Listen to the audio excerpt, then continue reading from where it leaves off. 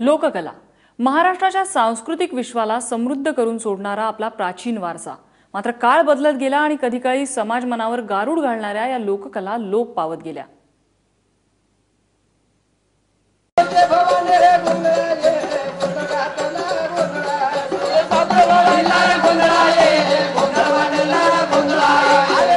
कुठं संभळ वाजतो, कुठं झांज वाजते, तर कुठं तुणतुण।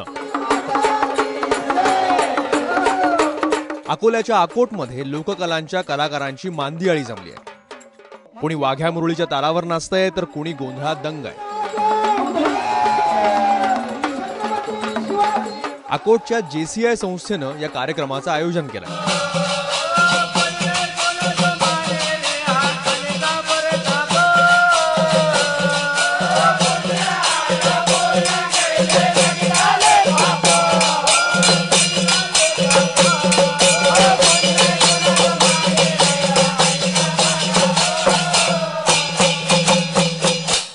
जे कला आहे ही लुप्त होऊन राहिली, नवीन पिढीला माहीत नाही होऊन राहिली।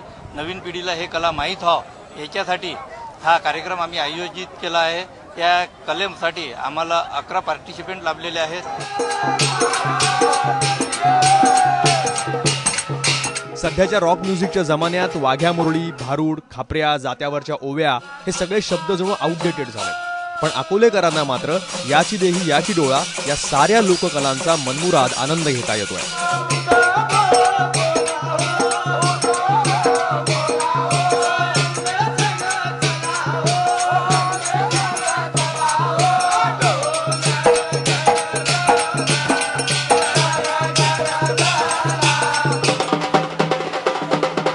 खापऱ्यामध्ये काही लोक मडक्यामध्ये आग पेटवून नाचताना दिसतायत,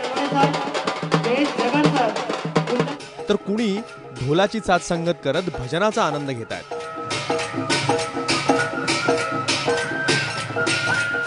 लोककलांच्या या जागराची संधी मिळाल्यामुळे कलाकारांचा उत्साह देखील शिगेला पोहोचलाय। या कलेमध्ये सहभागी होऊन मला असं वाटते की मी खरोखर या गोंधळी संचामध्ये जो भाग घेतला, मला आदर वाटतो की मी सुद्धा एक गोंधळी जातीच आहे। जर ह्या कला अशा जोपासत राहिलो तर ह्या परंपरा टिकून राहतील, नाहीतर याचा लोप पावण्याची शक्यता आहे। एकीकडे लोकांची संगीताची आवड बदलत चालली आहे, पण इकडं लोप पावत चाललेल्या लोककलांना जर अकोलेकरांसारखं व्यासपीठ उपलब्ध करून दिलं तर त्या कायम अबाधित राहतील आणि पुढच्या पिढ्यांना केवळ व्हिडिओच्या माध्यमातून त्या पाहाव्या लागणार नाहीत। उमेश अलोने, ABP माझा, अकोला।